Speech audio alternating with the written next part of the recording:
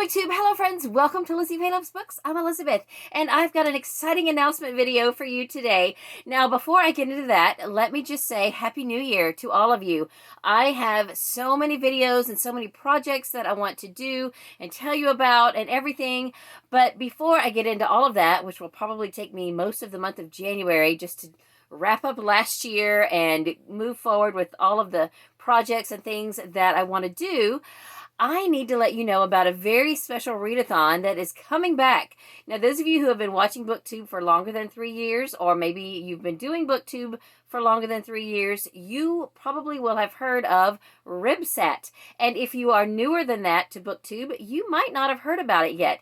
And that is because the creator of RYBSAT, which is Miranda, who used to be from the channel Books 101 and now is from the channel Life of Miranda, has recently returned to YouTube and is now hosting RYBSAT again. Now, RYBSAT, R-Y-B-S-A-T, stands for Read Your Bookshelf-a-thon.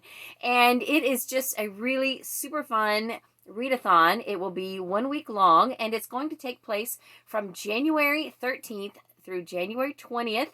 And it is basically a type of reading, well, it's a spin on reading your bookshelf and reading your own books, but it's very specific. So if you've never heard of RYBSAT, what you do is you decide a starting point on your bookshelf, you pick where you're going to start, and you read across. And you just read from book to book to book on your bookshelf until the week is up. And that's basically what you do. Now, I was so excited about seeing Miranda come back to BookTube because I have literally been saving a small section of my bookshelf, which is around the corner, for a RYBSAT. I had no idea if it would ever come back again, but I just somehow knew that it would sometime at some point in the future. And so when I saw Miranda back on YouTube, I said, hey, are you going to bring back RYBSAT? Well, it turns out I wasn't the only one. Several people wanted to bring back RYBSAT, and so she is. And she did a little drawing where she took from a bowl and drew out the co-hosts, and yay, I was picked to be a co-host. I think I got in by the skin of my teeth. I think I was the last one drawn, but I was so excited because I love RYBSAT, and I am super excited to be a host. So RYBSAT is going to take place mostly on Twitter, but there are 9 booktubers in addition to Miranda, so a total of 10 who are hosting. There is a Goodreads group, there is a Twitter page, and there is now an Instagram page. There will be sprints. I believe there will be live sprints, and there will be lots of things going on. So I will post Miranda's video. I will leave a link to that down in the description. She has all of the links in her video description, but I will link as many things as I can in this video description so that you can go and check out those things for yourself.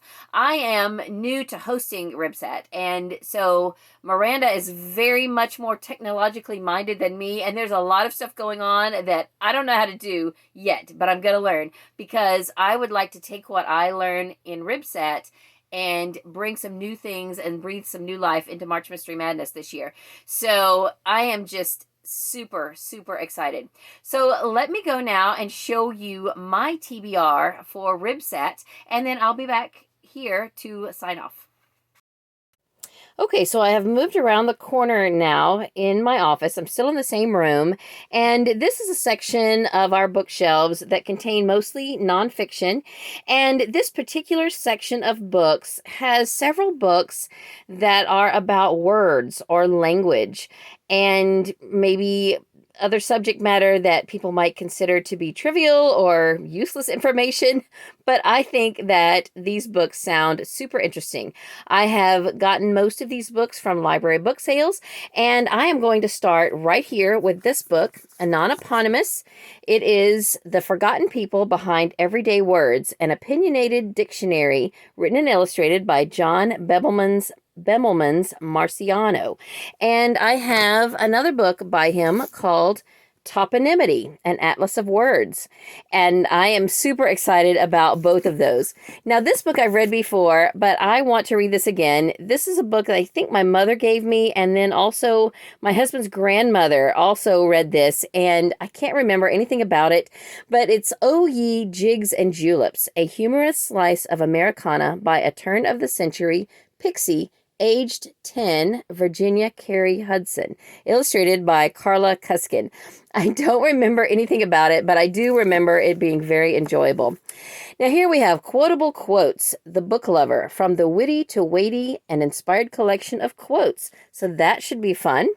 And then I have Words Most Often Misspelled and Mispronounced by Ruth Gleason Gallagher and James Colvin.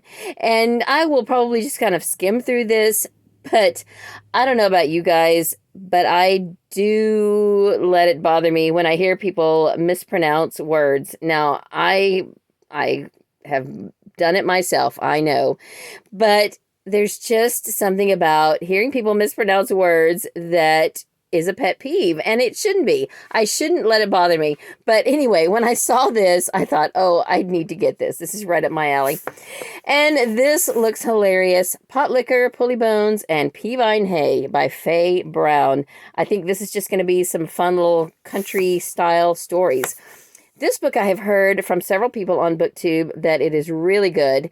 This is a novel in letters by Mark Dunn called Ella Minnow P. And it just sounds so clever. And while this is fiction, not nonfiction, I think that it fits right in with this group of books. And then I have Pop Lollies and Belly Bones, A Celebration of Lost Words by Susan Kells Sperling. And that also looks very fun. This is probably as far as I'll get, but I have next Who Put the Butter in Butterfly and Other Fearless Investigations into Our Illogical Language by David Feldman, who is author of Why Do Clocks Run Clockwise, which I have right here, if you skip over a couple of other books, and Other Imponderables. So again, that looks awesome. The next one I have on the shelf is The Essential Book of Useless Information, The Most Important Things You'll Never Need to Know by Don Voorhees. I probably won't get to this, but if I do, that's what's next. And then I have Forgotten English, A Merry Guide to Antiquated Words, packed with history, fun facts, literary excerpts, and charming drawings by Jeffrey Kasirk, or I hope I said that right. And that is my TBR for RYBSAT. Now, I forgot to mention one other thing, but let me go back to my other spot and I will tell you. So a couple of things I forgot to mention. You are probably wondering, why is Elizabeth wearing pajamas for this video? That's because the theme for this year's RYBSAT is PajamaRama. So we are just going to get comfortable, wear our pajamas, and have a week full of fun reading. And the name of RYBSAT this year is the RYBSAT Reunion, which is very appropriate because we are reuniting all of us RYBSAT fans for a super fun readathon, and we're hoping that a lot of you new folks to RYBSAT will join us, and we will have a super fun celebration of RYBSAT and reading for January 13th through the 20th. So be sure to check out Miranda if you have not subscribed to her channel. It is The Life of Miranda, and all of the other hosts. I will link them down below, and that is all I have for this video. I hope you are having a great day. Read a good book, and God bless you.